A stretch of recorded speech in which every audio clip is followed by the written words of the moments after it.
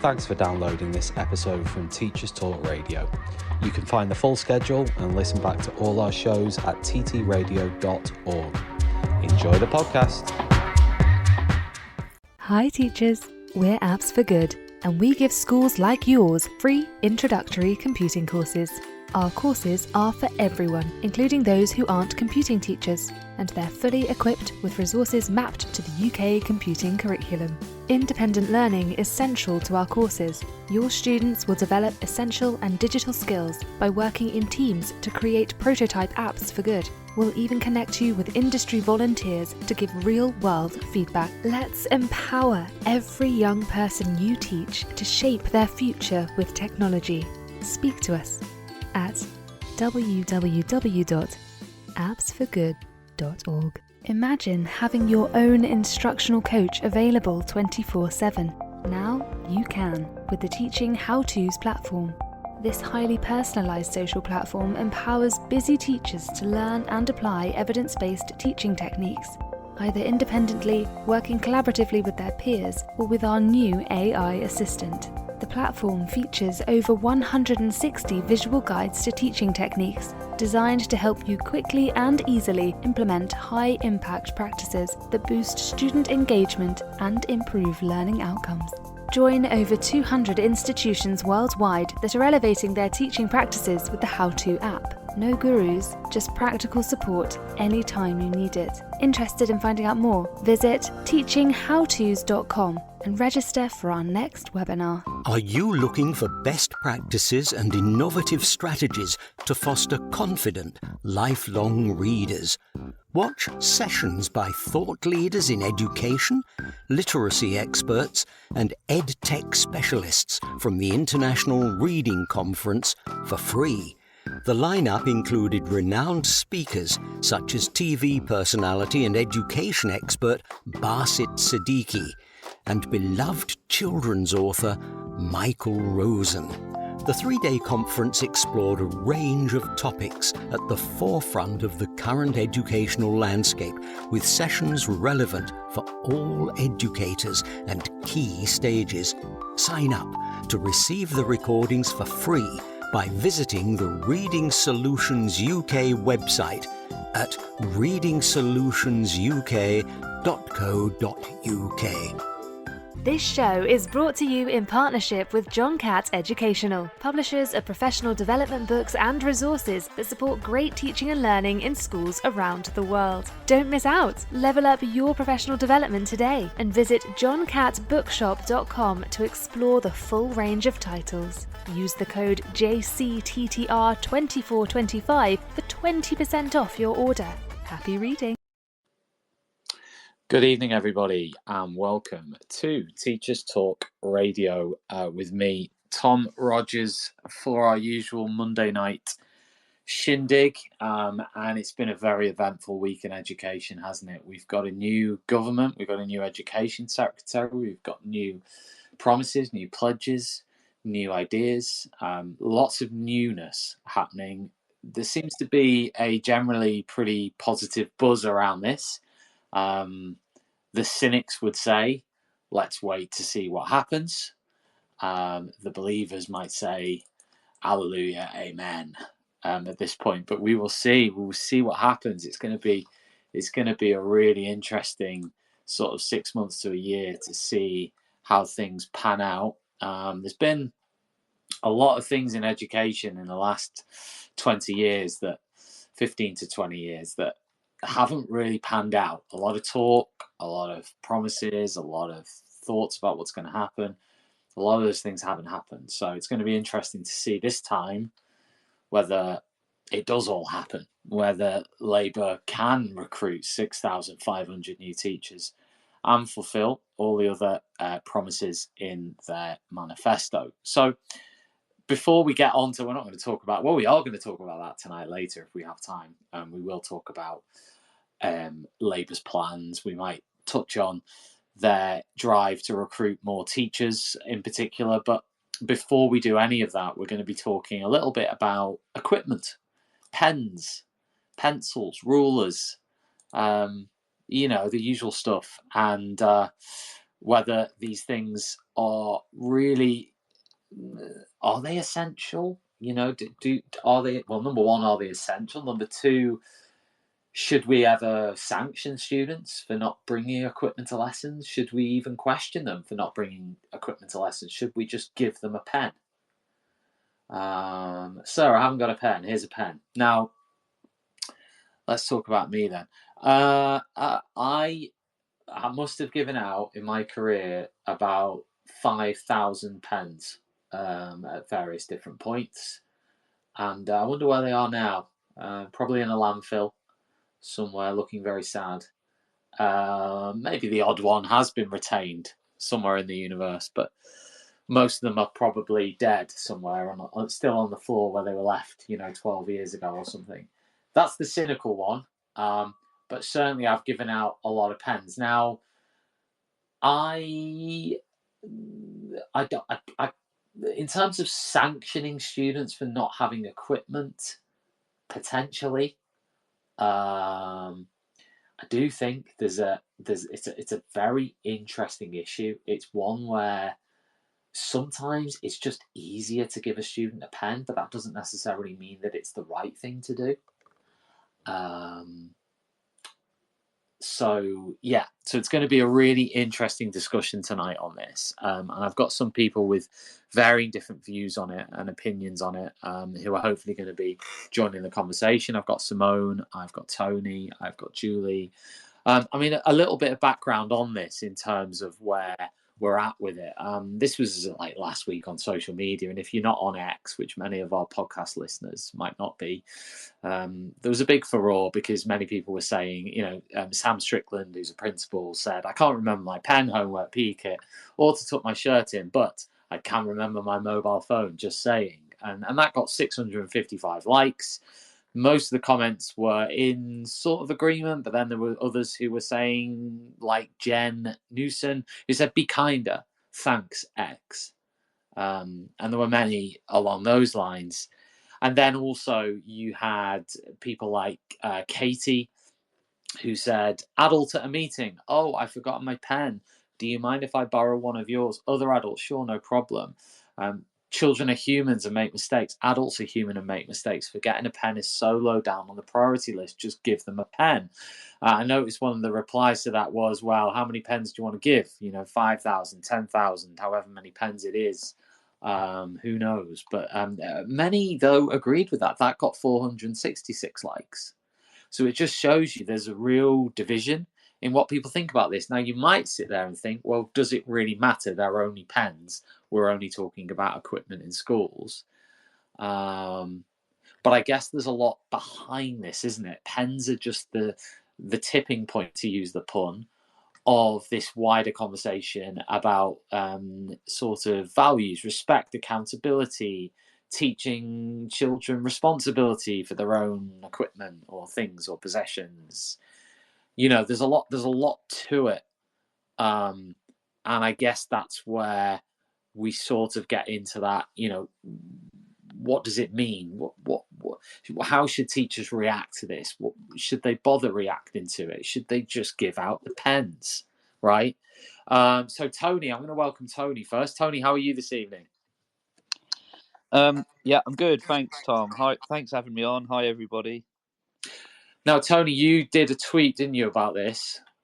I did one of those tweets that went a little bit crazy. I mean, I don't have a massive reach or a massive following on X, but every now and again, a tweet goes a little bit crazy. I decided that I'd post a picture because I'd got to the end of a lesson, and I'm in a tough school that's in special measures. And I like to bore people about this whenever I get the chance.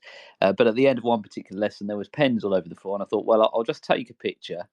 I gathered up all the pens that were in the room, contrary to some belief that I'd actually fabricated the story entirely and just put a load of pens there and broke them myself. But I just gathered them up and put them on the floor and took a picture. And I just thought, well, this is a common sight. And I just thought maybe not everyone would appreciate how common it is to just find debris from pens all over the floor at the end of a lesson. So yeah, that and then it sort of kicked off from there, really.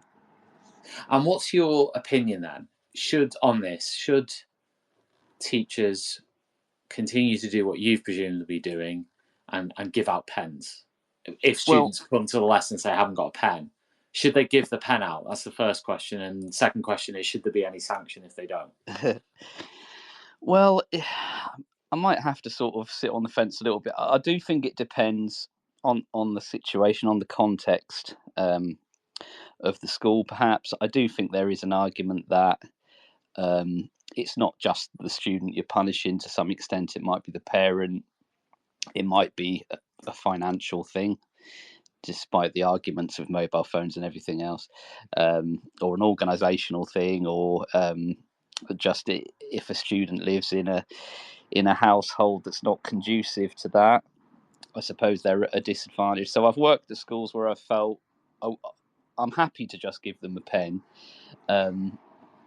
but sometimes it can breed a bit of a lack of respect, I think. Sometimes I did work at a school. I've worked in Norfolk and I've worked in Essex, in 2 counties. When I worked in Norfolk, I worked at a school where the policy was just give them a pen. So we had boxes and boxes and boxes of pens, and what they did is the students would pull the pen apart. They would use the plastic casing of the pen and an elastic band to fire the pen. And the thing about the innards of a biro is it makes a really nice little javelin, and they would fire them up into the ceiling tiles. So you'd look up and there would be hundreds and hundreds of pens just sticking out of the ceiling tiles. So that is the balance that you've got. If you're giving pens out all the time, then of course you're going to need a focus on having some respect for that equipment as well. So sorry to sit on the fence a bit, but I am happy to give students pens in certain situations, definitely, because sometimes you know that if you just give that student a pen, usually if they ask for a pen, they're actually thinking about doing a bit of work, and sometimes it's better that they just get on with their work and you don't have the argument. So I'd probably just fall on the side of give them pens. I mean, as for sanctions, but doesn't that yeah, then not tie in with what you tweeted, in the sense No. that if your thinking is, well, Yeah. I'm on the side of just give them pens, does that Yeah. then tie in with your picture of broken pens? Because Well, the picture of broken pens is really just maybe a reality check for people, because I do think that there are quite a lot of people who don't always know what it's like and the situation. So the response to that from some people was almost like quite an angry response from a couple of people for various reasons. And sometimes it was agreeing with me, sometimes it was making me the problem, sometimes they were suggesting that it was a lack of respect for me as a teacher. So I think really the picture wasn't to sort of make the point that I don't think we should give them pens, because I do actually think there are situations where that's probably okay. But at the same time, you can maybe do a bit of half and half. I mean, the policy at our school at the moment is that we do give them equipment in the morning. When they come into form, we replenish their equipment, but the understanding is they're meant to keep that equipment for the rest of the day. I mean, that doesn't always work, but that is, I suppose, striking a bit of a balance. But if they know that there's going to be a pen they can take every single lesson, if I knew that I never had to bring, say, board pens to work, I probably wouldn't. As it stands, I buy my own because I like a particular type that rubs off really easily and looks nice. But if I knew I was going to get a really good one that would work, I suppose I may not bother. So I am fence sitting a little bit, I suppose, but no, it's a tricky one. Yeah, I get it. I'll bring Julian. Julie, I hope you can unmute yourself in the bottom left-hand side. There we go. Yeah, that's it. Oh, not now. I think you've re-muted yourself. There you go.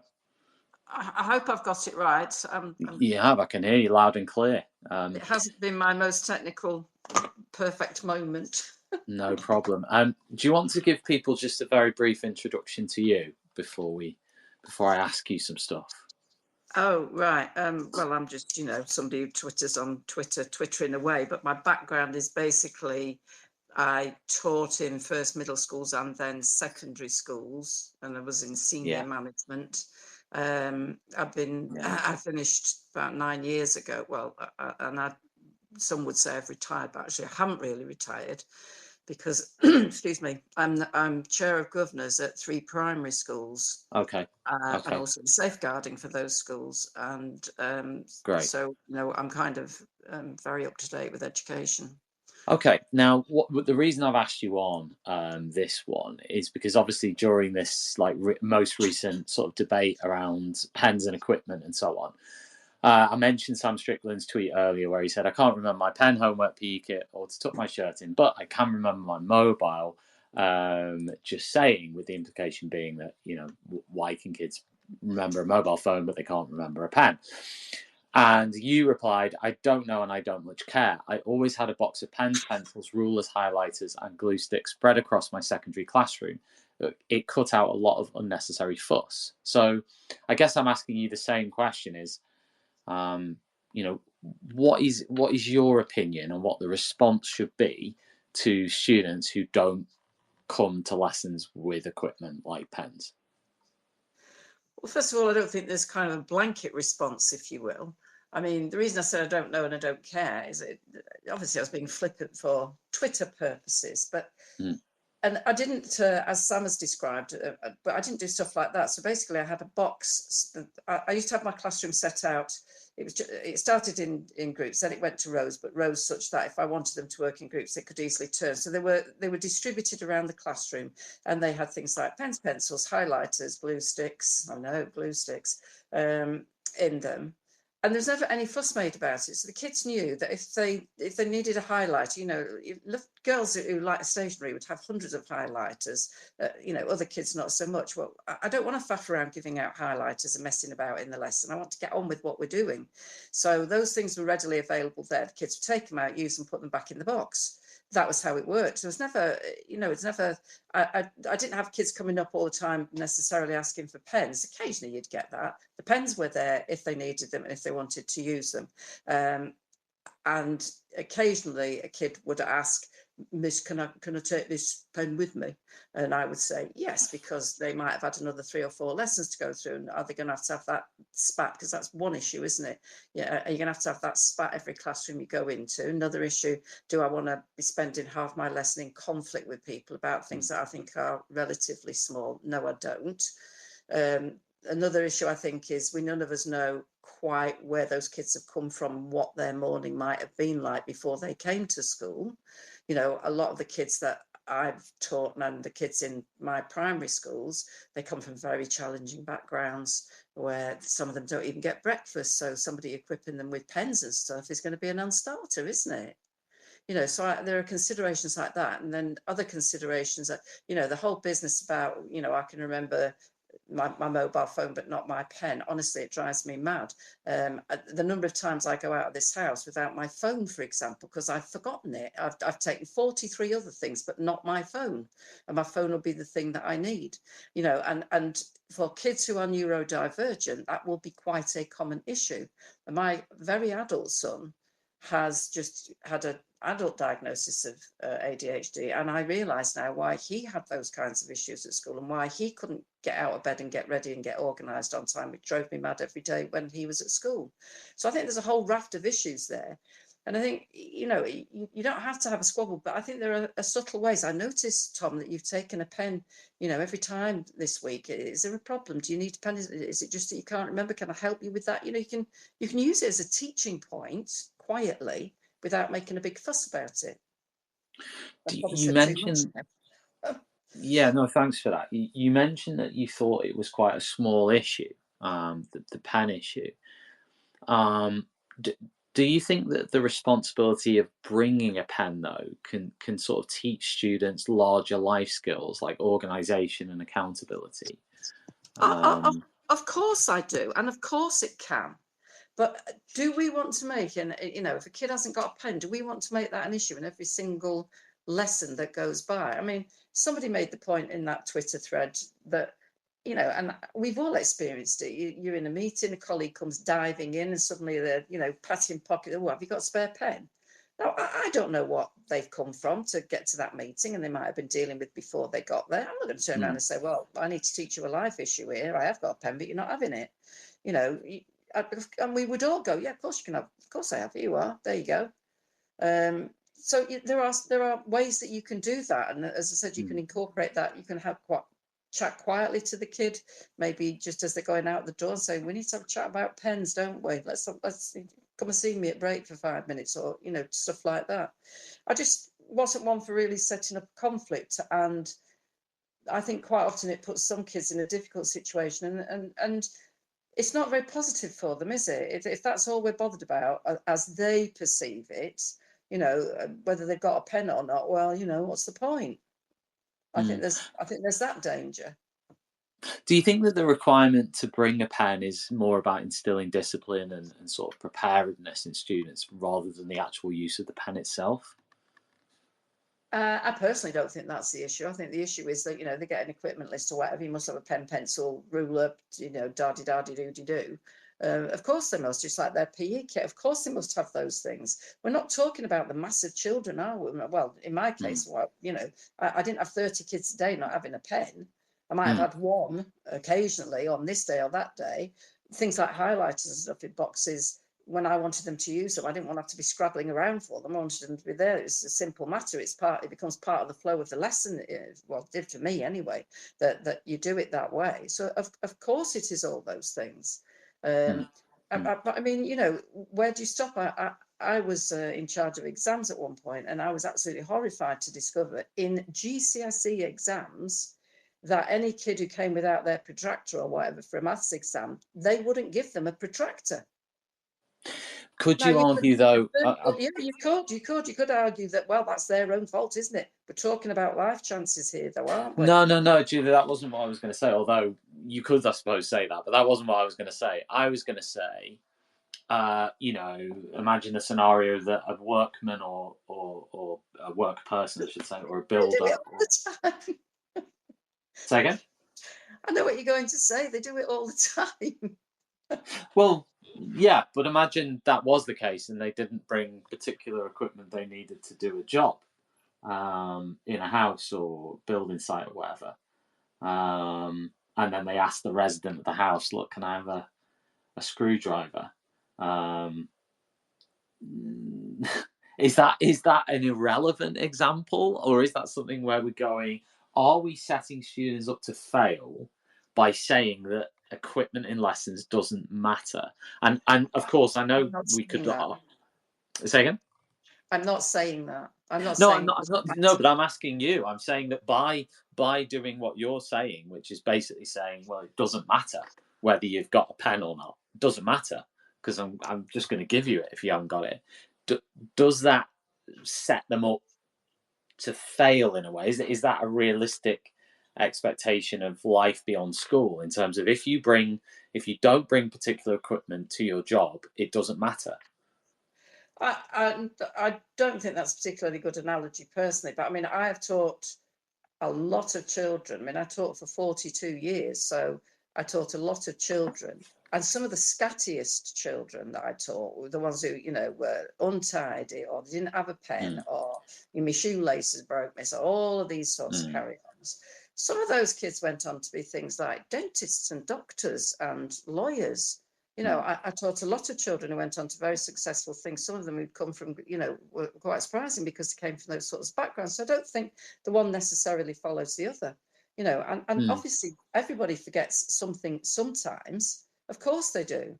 And you know, and as I said, it's not about just letting it run wild. I would always, if I thought there was issues around a kid not being disciplined to bring those things, you know, if they never bring any kit for anything, you know, then we'd have some quiet conversation about it. But if they never bring any kit for anything, maybe that's because there isn't any kit for anything in their home available.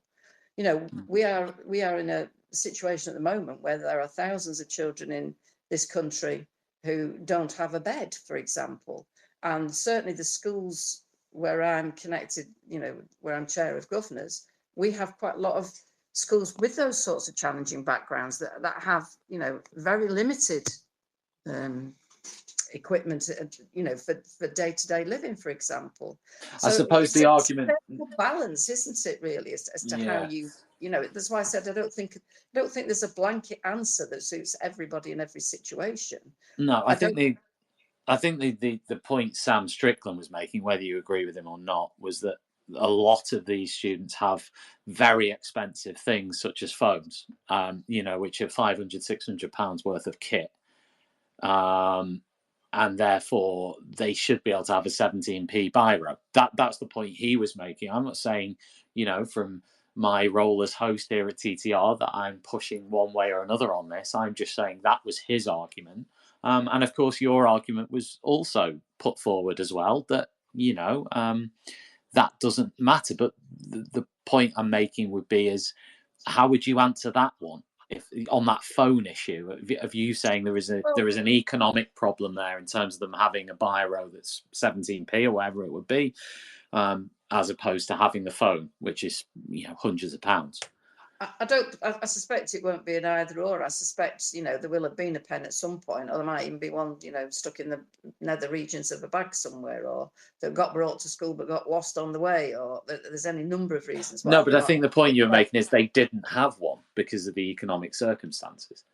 Well, I'm suggesting that there are some children who from time to time may not have a pencil or pen, because the family is chaotic, because it's not living in very good situations. I mean, I don't know what all those situations are, but the argument about, well, they don't have a 17p pen, but they have a £600 phone. I mean, there was a time, they're still doing it now in point of fact, when they used to say, well, they're living on benefits, but they've got a television.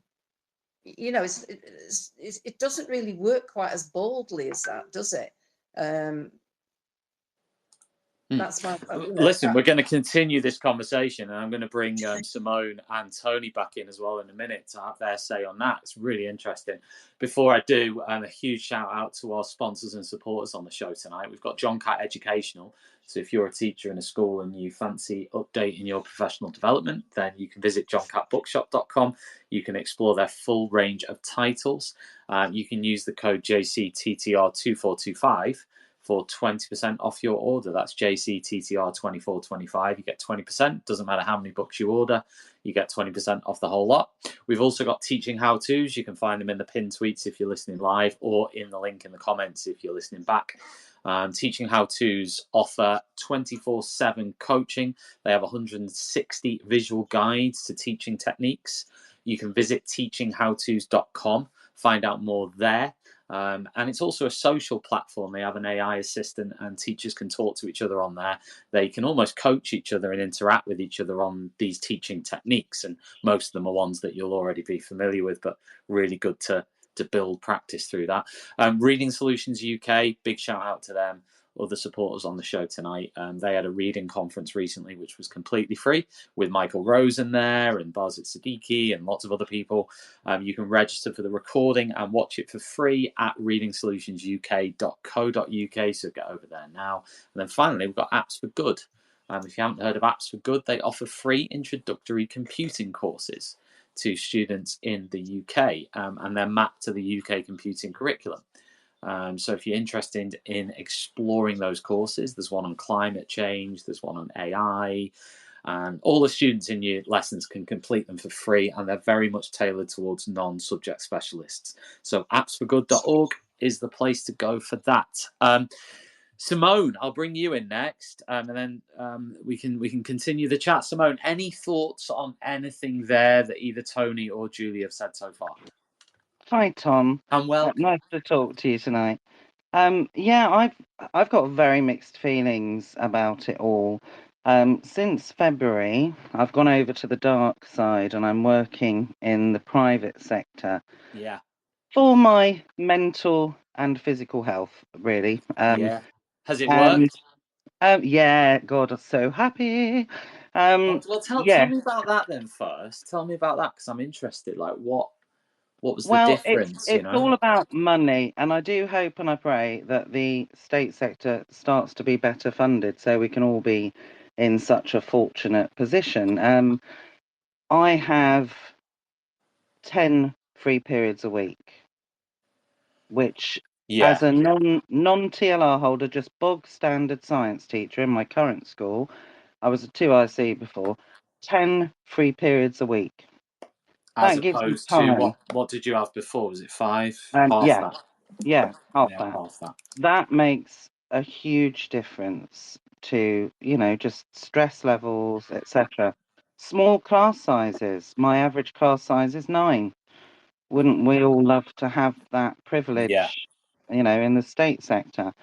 Yeah, so I think I would have had to have left teaching unless I had made that move. So Yeah. I did very much for me. Some might say selfish, but I feel I've done my turn. I've done 16 years in the state sector in quite difficult schools.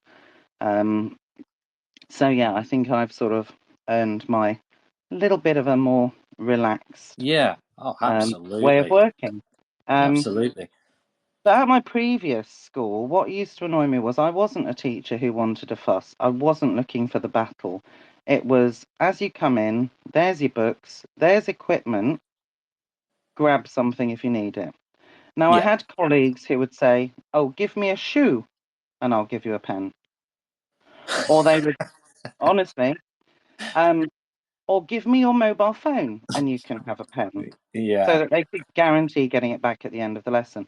I did not want to interrupt my teaching time Yeah. by having a queue of kids with one shoe in their hand, swapping it for a phone. I have to say that those colleagues of mine did hang on to their pen supply a lot better than I did.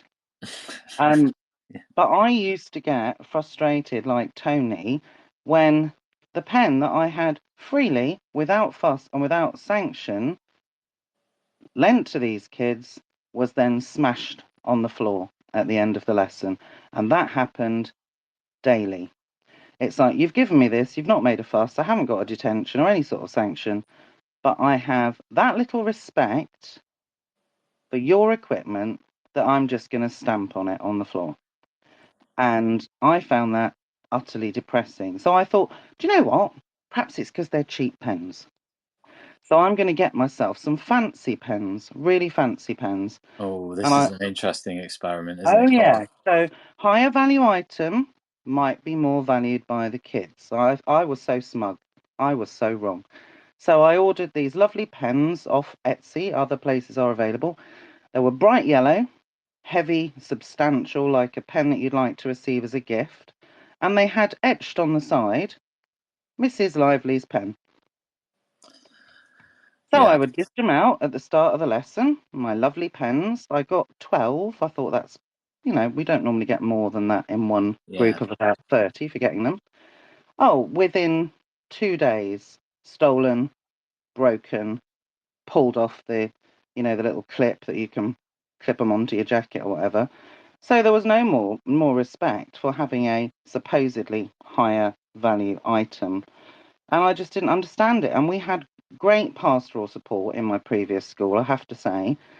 In tutor time, we used to all send one kid from your tutor group. They'd do a quick head count. How many pens do we need? How many pencils? How many rulers? Right, run to the house office, get those for everyone, dish them out. By period 2, half of the kids didn't have them. And they were not all children who, were not able to organise themselves. They just didn't care. They really didn't care. And I found that utterly depressing. I'm from a background, I grew up in a council house. My mum worked in a clothing factory. My dad worked in kitchens. And they bought me equipment. I think in this day and age, I'm too old for free school meals, but I would have been a free school meals kid. Yeah. And I guarded my pencil case with my life. That was very precious to me because my mum and dad made sure I had all my equipment. Yeah. And I know not everyone's in a position to do that, but I would have been in so much trouble if I'd lost or broken anything. So much trouble. And I sat in a lesson where there was a year 10 kid, so not a little kid, and he was meticulously picking apart, flexing and breaking his calculator. And I said to him, what have you done that for? And he said, well, it's mine. I can do what I like with it. I don't understand that attitude. I don't understand vandalism. I almost understand theft more than vandalism. You know, you haven't got something, you take it. I'm not saying I condone it, obviously. But to just sit there and destroy something, I don't get it at all. Before you carry on somewhere, because you've made some amazing points there, Tony or Julia, I don't know whether you want to come in on that with any sort of thoughts of your own on anything Simone has said there in terms of pens or not. I mean, you don't have to. Go on, Tony. I think Simone makes some really good points there, to be honest, because basically that's what the picture showed that I posted a week or so ago, or whenever it was, because it is the destruction, isn't it? It's the and sometimes it's deliberate destruction, and sometimes it's just mindless destruction. I mean, for example, a year or so ago, I had a very nice student in year 7, a girl at the front of the class. She was sort of flexing this red pen, and she was bending it more, and suddenly exploded, and it actually went into my face. So I was covered with red ink. And of course, I laughed it off. We all saw the funny side, and she obviously hadn't done it deliberately. But I don't know if it's an issue that some students just can't be without something in their hand. Maybe they're used to having a mobile phone in their hand. But I think Simone's absolutely right. It's not always just students who don't organise themselves or can't bring a pen. It is wanton destruction of property, isn't it? So it's and that just seems to be more and more common. And I'm not really sure what the reason for it is. So I'd be interested to hear what other people think. But yeah, it's respect for property as well. If I've lent somebody something, and I think at the end of the day, if we knew that all of those pens would come back, then we wouldn't have an issue at all with lending the pen. I think it's just the fact that we know we're going to be picking it up off the floor, that makes it a little bit more frustrating, doesn't it? But that's my thoughts. Julia, I don't know whether you want to come in on any of that. Well, I think it's as I said, it's different people have different experiences, and I suppose a lot depends on the context of your school. And I wouldn't seek to diminish, anybody's experience or how they felt about that or what they felt ought to happen about that. And I think some of it isn't really just about down to the kind of teacher in the classroom, is it? Because a lot of it, I think, relates to the sort of ethos and culture of the school. And how that is developed and how that is sustained and how that is, how you convey that to all the children. And that comes right from the top, doesn't it? And that's about everybody being consistent. So I think that's one of the difficulties in secondary schools, particularly. Because if you think about primary schools, I mean, the equipment's just provided for the children. It's there on their desks, or they've all got it in little drawers, or whatever the system is in that particular school at a particular time. With your classroom, though, that you were talking about, you said that you had the boxes of pens or whatever. You had equipment around the room, right? Did you experience that same issue as Simone and Tony in terms of the destruction of the pens and the losing of the pens on the floors and all that sort of stuff? I mean, how often were you replacing the equipment in your room, given the fact that it was always readily available?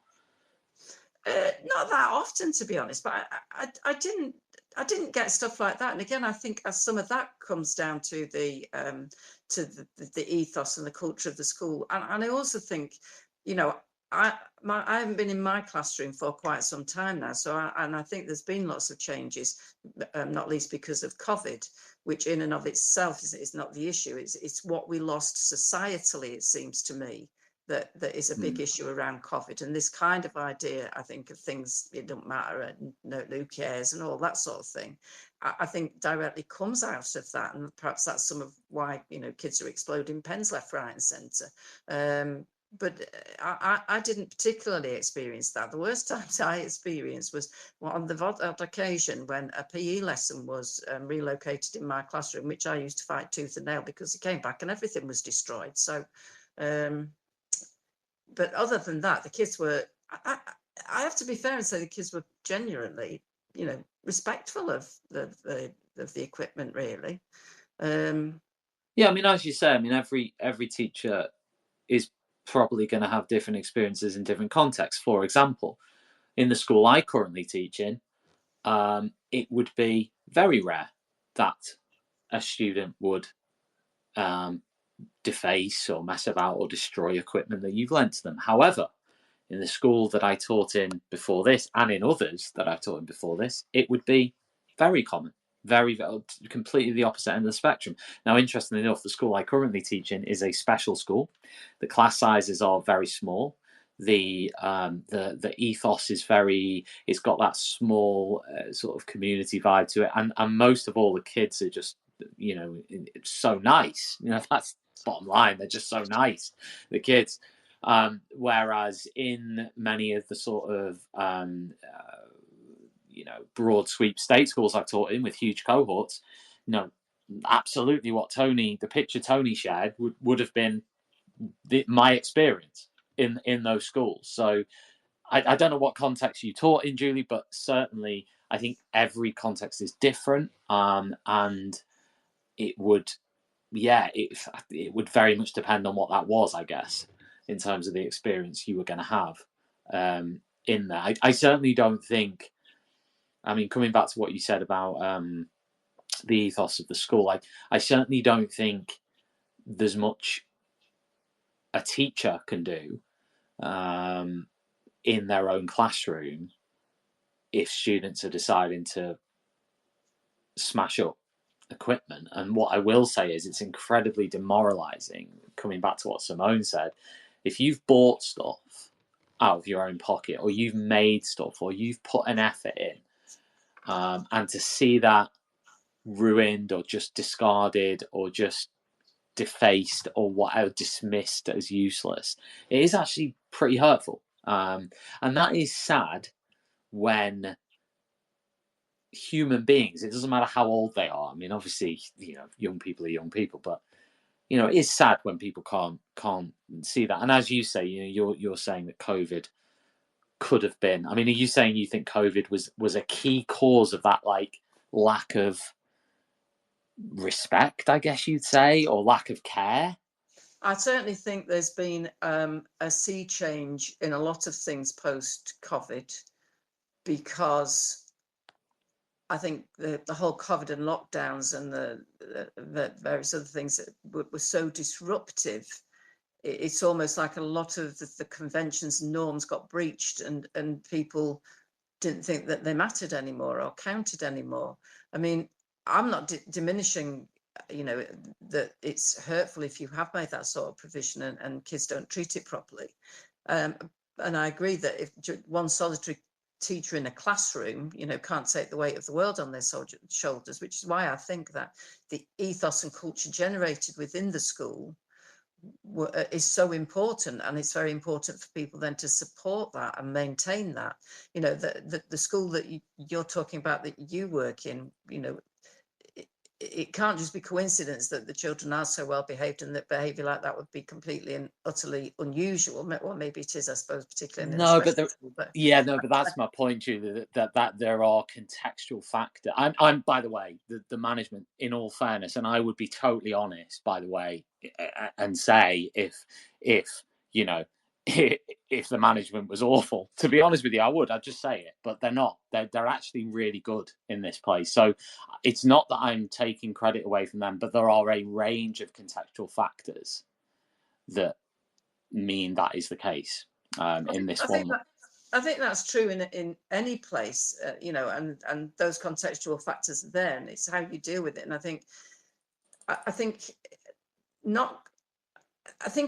approaches where perhaps, you know, at tutor time, who hasn't got a pen and give everybody a pen, maybe makes that easier for kids not to think about that. I didn't take that kind of approach in my classroom. But is that, again to play devil's advocate, is that taking the responsibility away from them? Is that saying, well, you know, your equipment, we're going to provide that, It don't Well, I matter. think you signal up that you're going to. I didn't really have a big klaxon that said that. It was just that the stuff was in the boxes. The kids knew it was there. Then they would quite happily just take a pen or whatever. And then, at the end of the lesson, I would say, just make sure you put everything back in the boxes. And they did, to be fair, by and large. Well, Maths Webb has called in. Maths Webb, do you want to throw something into this conversation? If you unmute bottom left, if you can. Maths Webb, are you there? You need to unmute bottom left. There's a little mic icon. If you click it, it should unmute you. If not, maybe Nathan behind the scenes can DM you and help you. Simone, do you have any thoughts on what Julie was saying? I guess, your experience was different. I do hugely agree with her about the culture and ethos, because we all know of examples of fantastic schools around the country who are providing wonderful education for their students. I know that the whole school experience isn't just about GCSE grades, but let's be honest, if schools are helping the students to achieve top grades, then they're doing a fantastic job.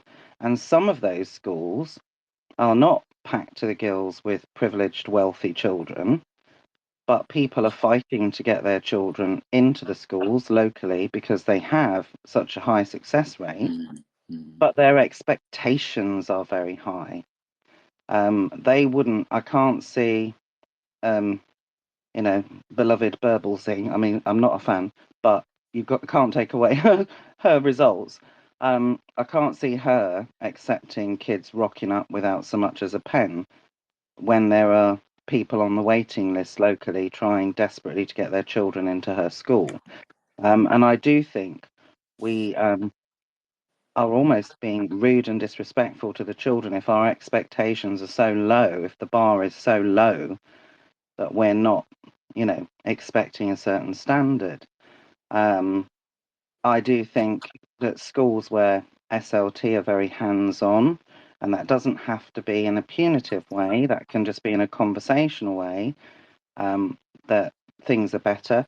The school I'm in now is very small, 330 students, and that's a straight through from preschool up to upper sixth.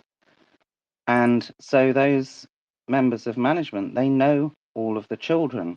They'll have a conversation with them as they're walking by. They'll say, "Oh, I heard that, in Mrs. Lively's lesson today, you were a bit rude," or "in Mr. So-and-so's lesson, you didn't have a pen. What's going on then?" And they'll just talk to them and they'll have the conversation.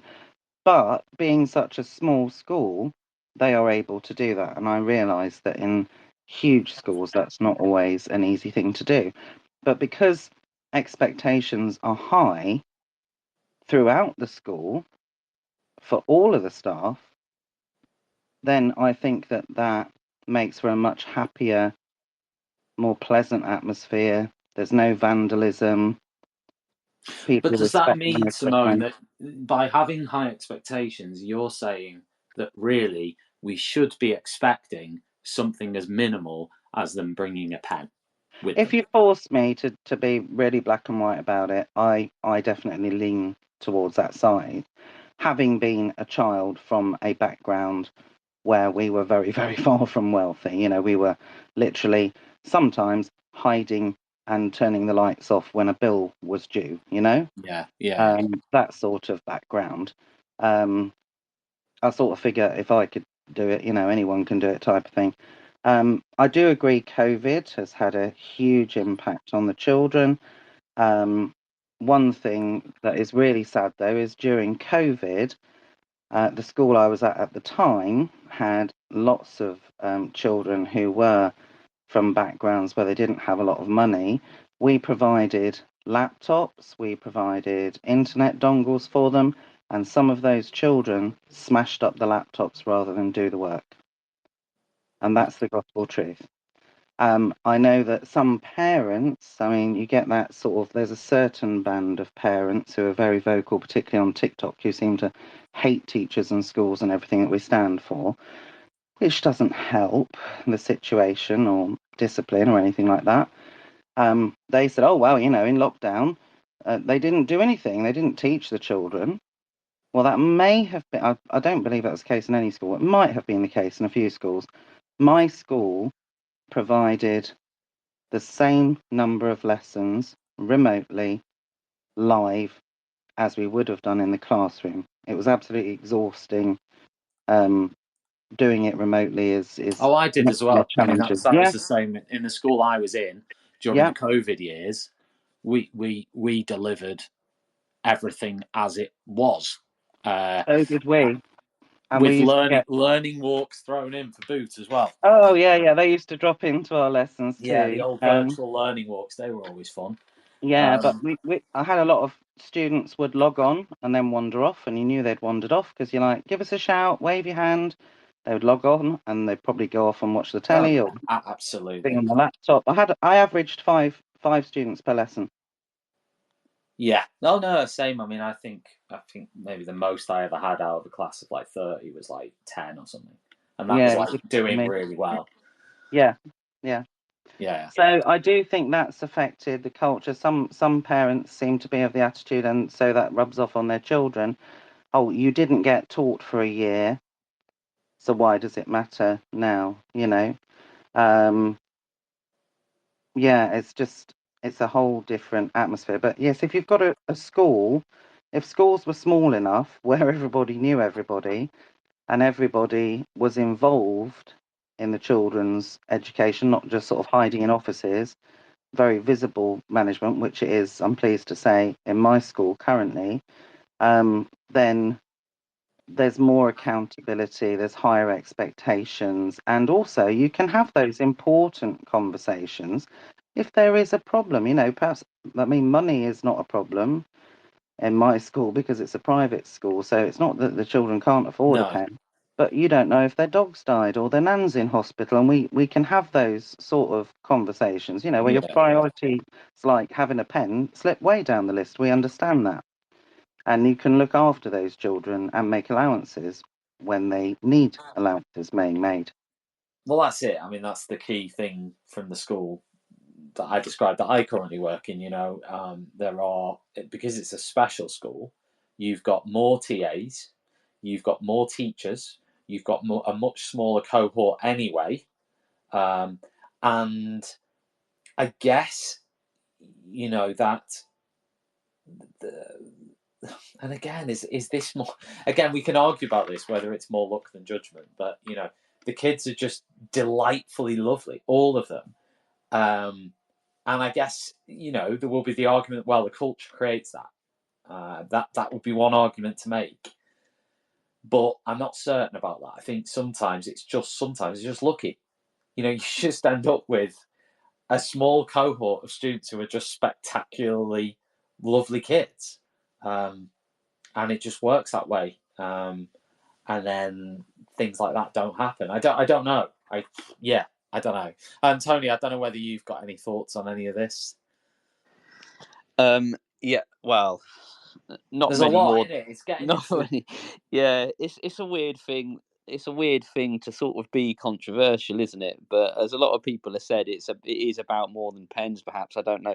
I do think the COVID thing may be a factor, because something I've been thinking recently is some of the students I look at, and again, I'm at a school in an area where there's deprivation, a certain amount of deprivation. There's a lot of disengagement between parents and school. There really is quite a big problem with that.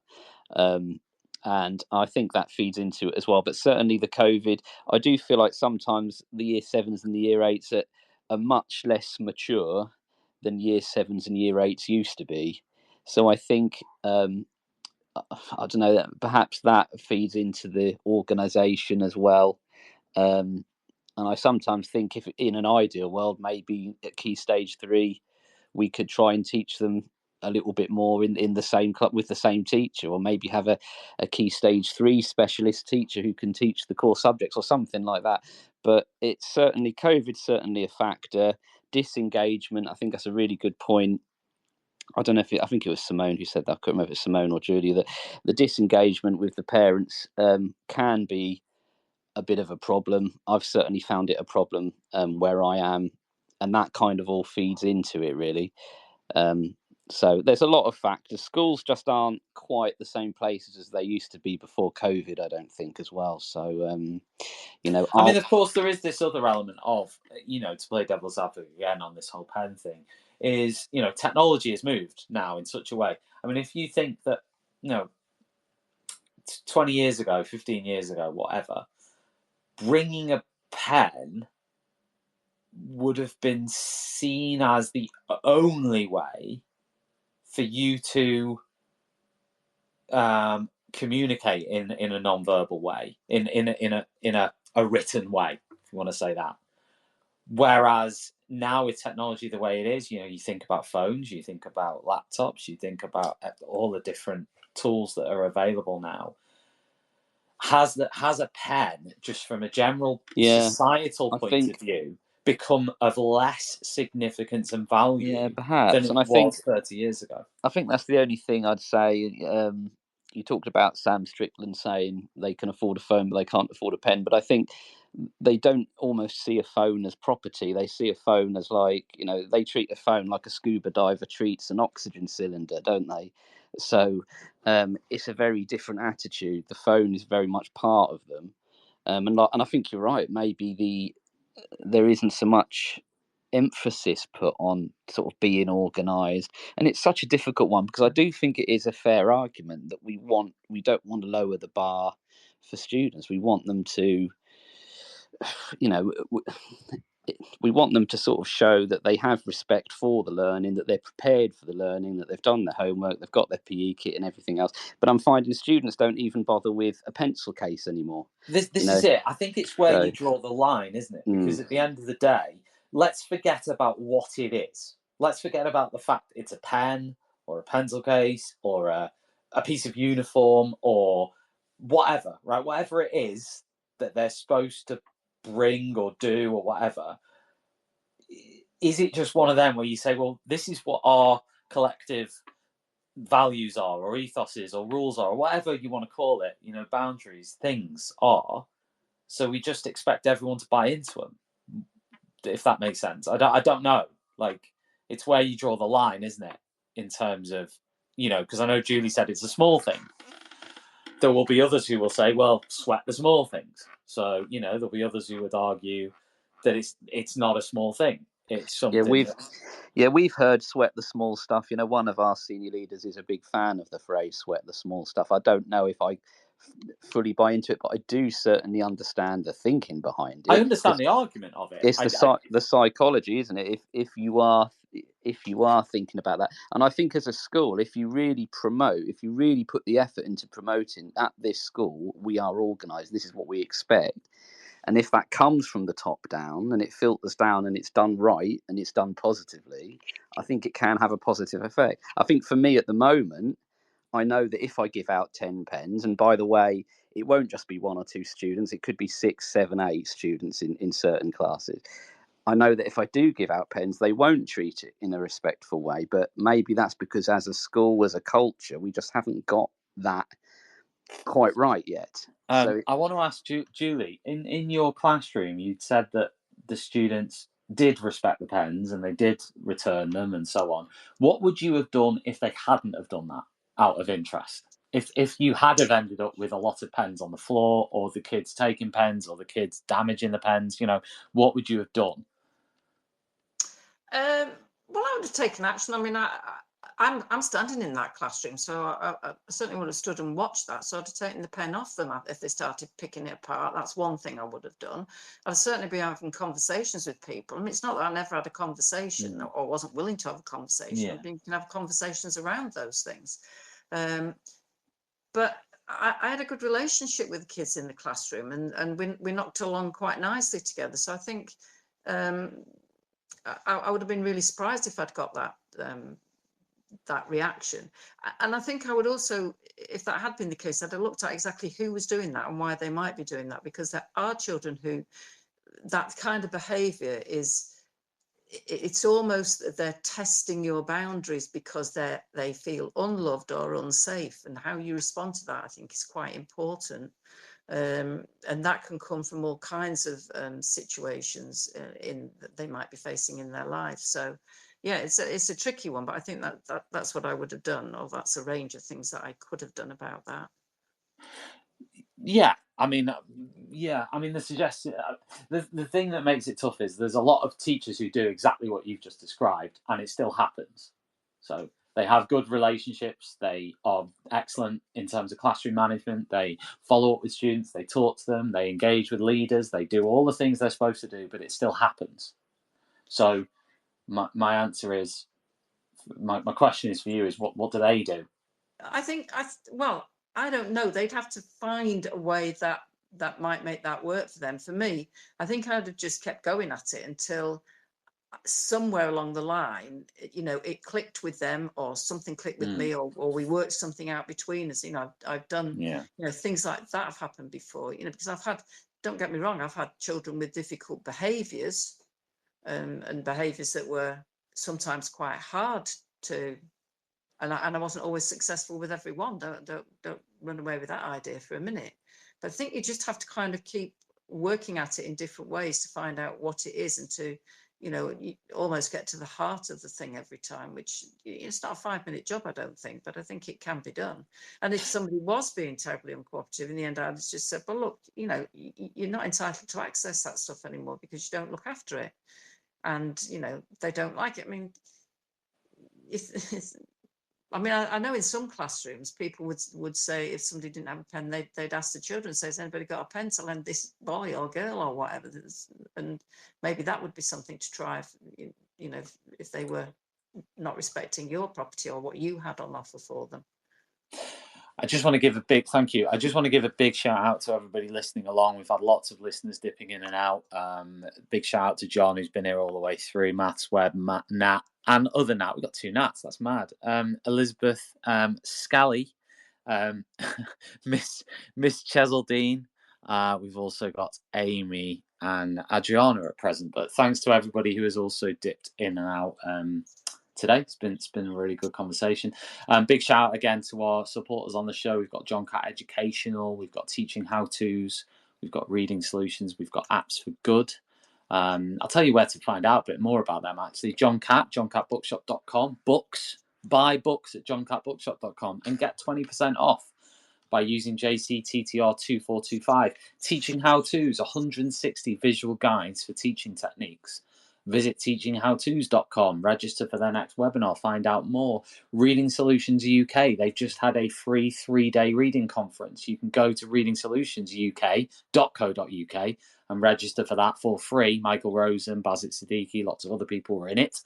And then you've also got Apps for Good, who offer free computing courses to students in the UK. Even if you're a non-specialist teacher and you want to teach one of them, they're really easy to teach. You've got like climate change courses, you've got like AI courses. So check them out, appsforgood.org. And yeah, free courses, free resources. Love free stuff. So yeah, I wanted to ask you all, how can schools and teachers foster an environment of respect in the classroom and in the school? Anybody can jump in on that, but what can we do within our control to do that?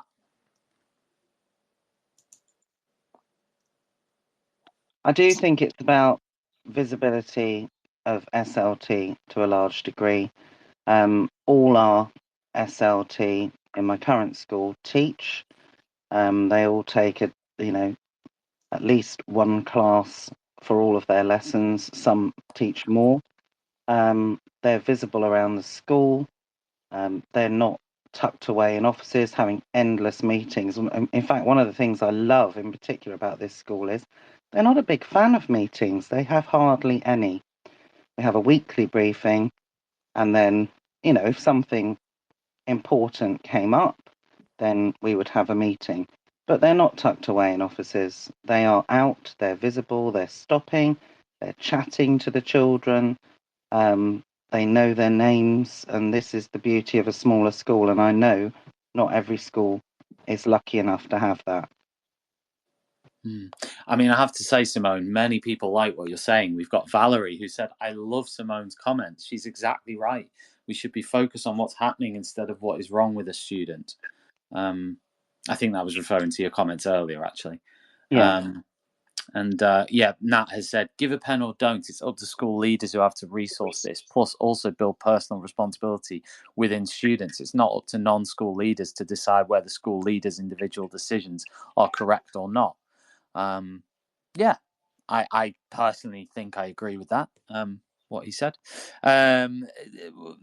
Tony or Julie, respect, fostering respect. Yeah. I think I agree. Again, Simona's saying it's got to be SLT visible. It's got really to come from the top. I think we need to try and re-engage parents as well and get them involved, so everyone buys into what the ethos of a school needs to be. If there's a problem in a school with equipment, with how students treat equipment, and with our school, it's not just equipment, and it goes across toilets. And even doors, things like doors. Occasionally we'll get glass ending up being broken in doors because someone's had a kick at a door. So it's we have a myriad of issues really, and I think it's all part and parcel of the same problem. And I think you need to engage people from the word go, try and get the buy-in from the parents as well. But it does have to come from the top. Teachers don't teach in a vacuum, do we?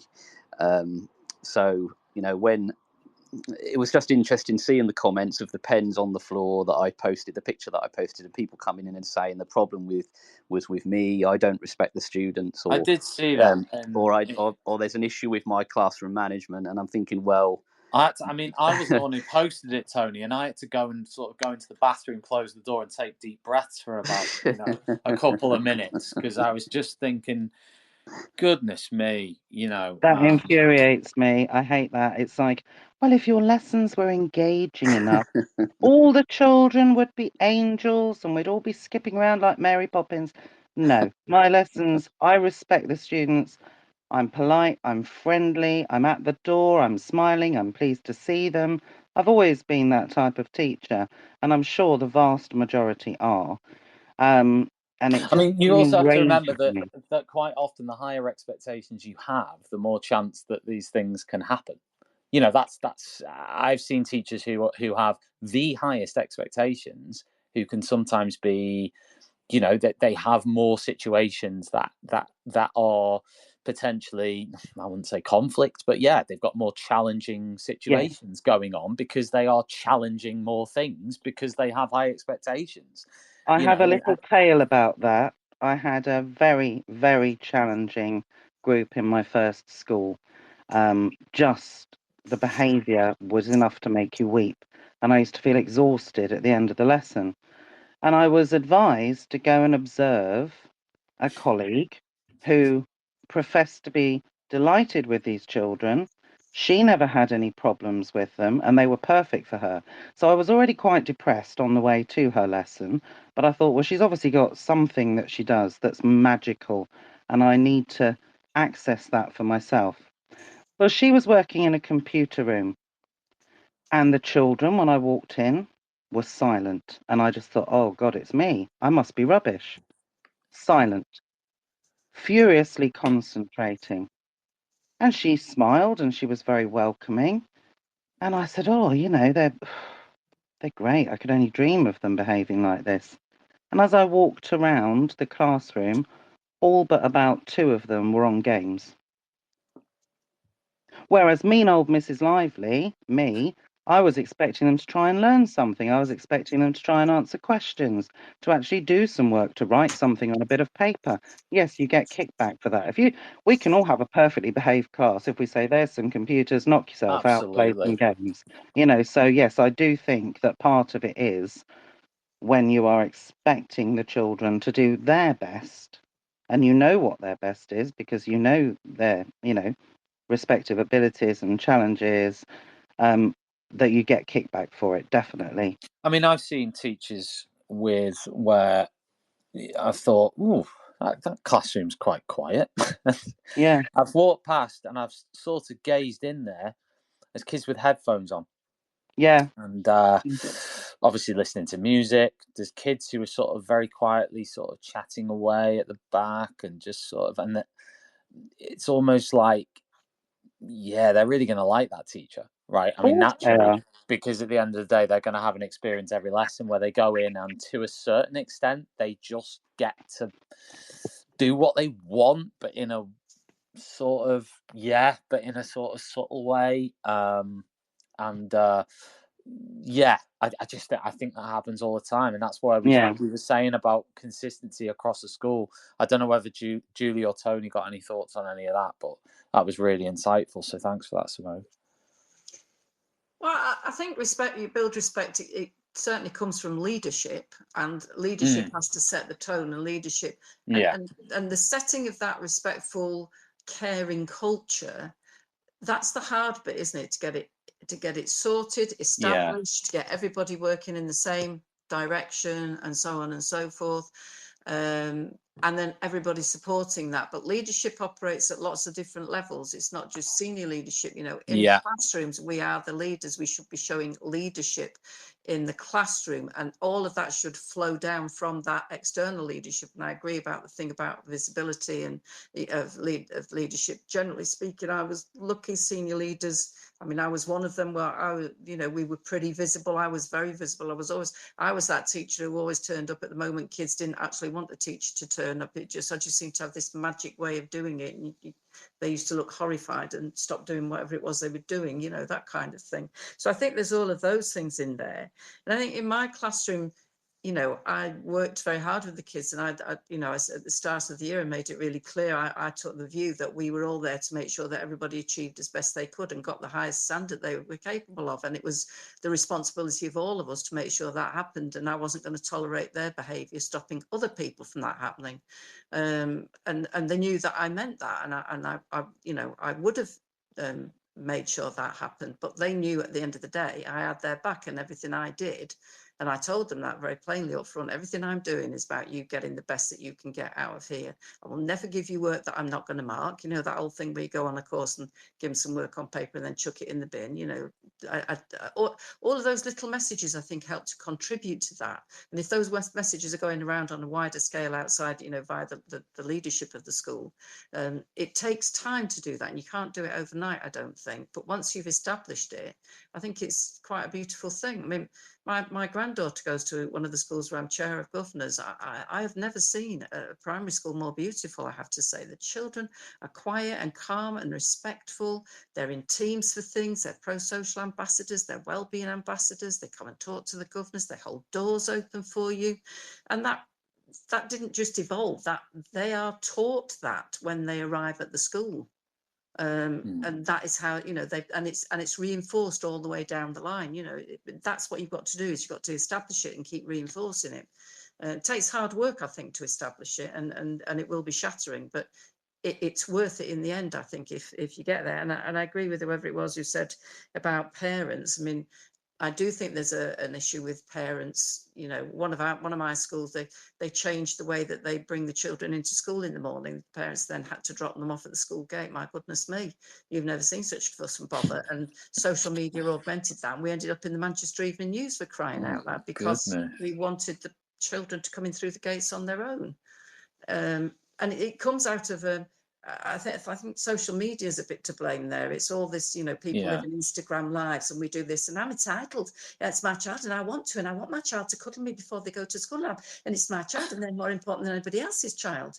Meanwhile, at the weekend, they're feral. We all know that. You know what I mean? It's that is what is happening at the moment. This great sense of entitlement that you can have something different because it's you, or your child is different. I mean, wobbling off a little bit, but we had a big issue in one of the schools with. Oh no, you go, Julie. This is interesting stuff. Well, parents insisting that their little Herbert had some kind of very special need, and he needed X, Y, and Z, and people dealing with that got overwhelmed, and suddenly staff are writing out learning plans for kids who've got no reason to have a learning plan, but parents want that because they want their child to be different, special, and have a label attached to them that means that nothing that happens is their fault. I think there's a lot of that about at the moment. I think social media is a lot to blame in that. I mean, I've talked before as well, Julie, about there's this movement, I guess, in the last 20 to 30 years where, as a society, we've become much more individualistic. We've become much more the individual now matters much more than the collective. Now, in some ways, that has had positive side effects. For example, on mental health, right?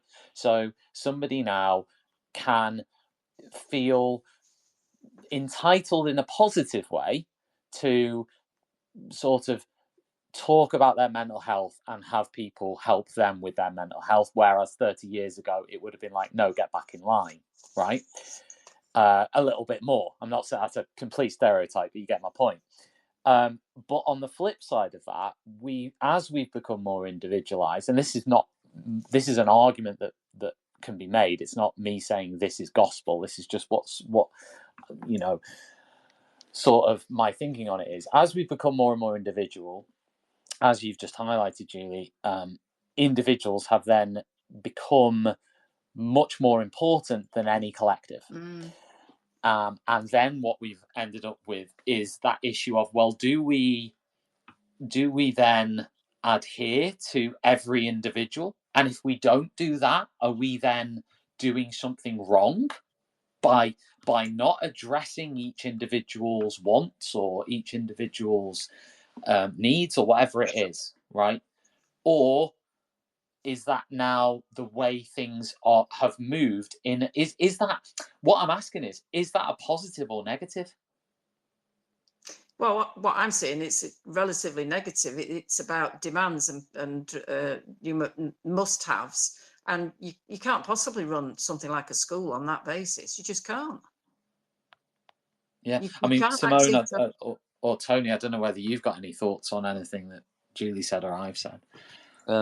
It makes perfect sense to me. I do totally agree. There is a little bit more entitlement now. There is more focus on the individual and on the needs, which obviously can be a very good thing, as you said, Tom. And the other thing that sort of came out was this idea that we teach respect and we teach relationships, which I think is good. And something that you posted earlier, Tom, about this idea that I think you said we need to chill out, were your words. So when we're in the classroom, Teachers Talk Radio, they are my words. So those are your words. We were going to talk. I was going to talk to you all actually a little bit about the whole 6,500 new teachers thing. And one of my things, just to highlight what Tony said, was yes, I said we all just need to chill the hell out a bit, and just relax. Just be like, oh, that isn't done. Who cares? Whereas the answer to that is, well, you've failed the children. This is dastardly that you haven't, branded your PowerPoints It's always frustrated. It's always, sorry to interrupt, Tom, but it's always frustrated me. How dare you? I was about to go on a massive rant. Yeah, I'm so sorry. You were just building up. Sorry about that. But yeah, it's just this idea that we teach to the bell, and this whole idea that every single minute of every single lesson has to be spent teaching. If someone comes into your room, heaven forbid, you should say, right, we finished 5 minutes early. Let's have a bit of a chat about your weekend, or do you know what I mean? It's just, it isn't done, is it? And I'm thinking, well, that doesn't reflect real life. We sometimes talk about wanting schools to prepare people for real life, but in real life, when adults get together, like if we go for a PD day on the first day back in September, we don't want to think about that now, but we're not just going to be wall to wall learning, listening, doing activities. There's going to be a bit of, well, how was your holiday? And it feels like school has become just like, I don't know, a pressure cooker, hasn't it? And that's for me isn't healthy either. And we're not going to instill these things, with COVID and the fact that students have lost some of this perhaps in their development.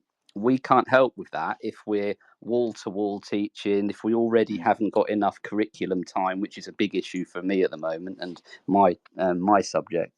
We're not really helping ourselves, I don't think, sometimes, are we? So I agree with the chill out. I definitely agree with that.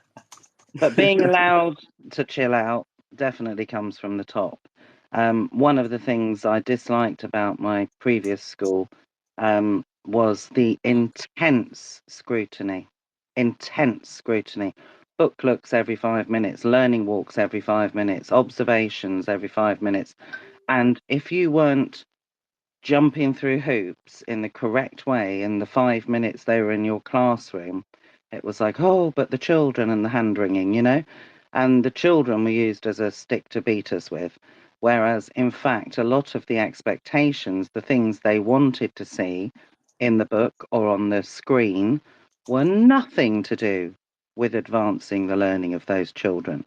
And I'm delighted to say that the atmosphere is the polar opposite of that in the school that I'm in, that you can actually feel relaxed and you can have a bit of a chat with the children whilst still But is being that because, productive. Simone, you work in an independent school, so therefore no Ofsted? No Ofsted really helps, although we had our own little inspection recently. Yeah, but we're not hit on the head with the one word judgments, and that needs to change, because I think some schools are obsessed, well, most schools are obsessed with, you know, not dipping in the Ofsted top of the pops charts. But if we remove that one word judgment, then it would be a lot less pressure, and parents would actually have to sit and read a whole report and think, is this school a good fit for my child? What are they doing in this school? What are the things that would suit my child, rather than, oh, that school's not outstanding, I'm not sending them there. I mean, a school I worked in years ago, which requires improvement, was a fantastic school. At that time, it was a fantastic school. It was a happy school. But not on paper, for whatever reason, probably because I'm in Kent and it was a non-selective surrounded by grammar schools, and our results were unfavourably compared to theirs, which is grossly unfair, but that's what happens. I mean, what would you say in terms of those who would turn around and say, well, actually, 5 minutes, 10 minutes, 15, 20 minutes of learning is, if that's done regularly enough, then that would detract from a child's life chances later on? A 5-minute chat is not going to stop your child getting a grade 9 if they're capable of a grade 9, or a grade 4 if they're capable of a grade 4. A 5-minute chat every lesson, if their attendance is up there and is good, no, it's not going to have an impact. Julie, I don't know whether you want to come in on any of this. Well, hang on a minute. Oh, can you still hear me? Yeah, you're there. You're just fighting with your phone by the sound of it, but we can hear you. I don't know what's gone on there. Anyway. Best not get me started on Ofsted. That's the first thing. And I do think some of the scrutiny. Well, no, it's ridiculous. I think the one word judgments, the whole lot of it is completely ridiculous. I mean, at one of my primary schools, we had 3 Ofsted inspections in 15 months. Yeah, I think that's common in some ways, but well, I have to say, I did a little exercise, and it'd been inspected more times than most other schools in our area, and I don't really know why. But there's so many things with Ofsted; it's just too difficult to say, isn't it? I don't think. Even in my granddaughter's school, where they're, very intent on learning and stuff, people go in and out of the classrooms all the time, actually, and stuff carries on around them, or they do what they need to do. Or I don't think, because you spent 5 minutes chatting about what's happening at the weekend, it's going to dent anybody's prospects too much. Yeah. In our area, attendance is a big issue. Well, it is nationally, I know, but it's a big issue in our area, and things like extended holidays cause us problems much more than something like somebody popping into a lesson for 5 minutes. You've got to be careful. You've got to balance it up. Schools are human places, but the problem is that so much pressure has been put on schools, and so much expectation, and also so much. We have become the go-to service, haven't we? Because as everything else has got stretched to the point of pretty much breaking, that there aren't any real services out there, are there? There's the impression of them, but when you try to get a kid some help from any of these services, it's a 10-month waiting list or an 18-month waiting list or whatever. But schools are there and accessible every day, aren't they? Schools will do it. Listen. Everything that comes up, isn't it? Oh, yeah, schools will do it. Oh, we'll put it on the curriculum. We're not taking anything off. We're going to put that on because we think that's a good thing this week. Yeah, cleaning teeth. Get that on the curriculum. Yeah, cleaning teeth. Get on that there. I mean, they know nothing, do they? Because I know nurseries and schools in this area do that sort of thing routinely anyway with the littlest kids.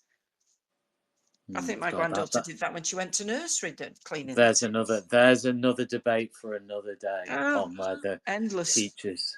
Yeah, I'm gonna have to call it a night, Tom. Just rather than we're finishing up now, so I just want to say massive thanks to Tony, to Simone, to Julie. It's been really great to hear your points of view on this. A really good chat as well. I've certainly enjoyed it. Say again. I said, I haven't bored anybody. No, definitely not. Absolutely not, Julie. It's been a really good conversation. So, massive thanks to all my guests tonight. This will be available as a podcast wherever you get them, whether that's Spotify, Apple Podcasts, wherever it is. You'll be able to download it, share it if you think it's worth listening to. Maybe send it to a friend. Great. And of course, at TTR, we are all about differences of opinion. So if you have your own view on anything we've discussed, then get in touch with us. Maybe you could be a guest on a future TTR show. Just drop us an email at info@ttradio.org, and we can definitely get you on a show like this one to discuss something that you want to talk about. So yeah, definitely check that out. Huge shout out, one last shout out to John Catt, Teaching How-To's Reading Solutions and Apps for Good, for supporting our show tonight. It's been great. And I think if it wasn't for our wonderful sponsors and supporters, we wouldn't be able to do what we do here at TTR. So thank you very much indeed to them. I'll be back next Monday night, same time, 7:30 p.m. Take care. Only a couple of weeks left, everybody. So I hope you're hanging in there. And if you've already finished, well, good riddance to you. But thank you very much and good night. See you later. You've been listening to Teachers Talk Radio. Tune in live and listen back at ttradio.org. We look forward to hearing from you next time on Teachers Talk Radio.